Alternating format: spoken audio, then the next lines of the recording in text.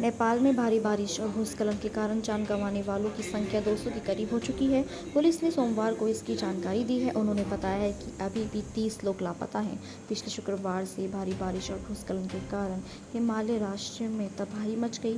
Nepal police ने बताया कि लगातार बारिश, बाढ़ और भूस्खलन के कारण अब तक 192 लोगों की मौत हो चुकी है। उन्होंने कहा कि आपदा में 94 लोग घायल हुए हैं।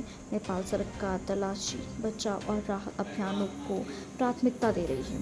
राहत बचाव कार्य के लिए सुरक्षा एजेंसियों को विभिन्न इलाकों में भेज दिया गया है। अब तक 4500 से अधिक लोगों को बचाया गया है। घायलों को मुफ्त इलाज की सुविधा दी जा रही है। बाढ़ से प्रभावित लोगों की मुफ्त में भोजन और अन्य चीजें प्रदान की जा रही हैं। बाढ़ और भूस्खलन के कारण सड़कें क्षतिग्रस्त हैं, जिसके कारण काठमांडू की तरफ जाने वाले मार्ग अवरुद्ध हो गए हैं। हजारों की संख्या में लोग फंसे हुए हैं।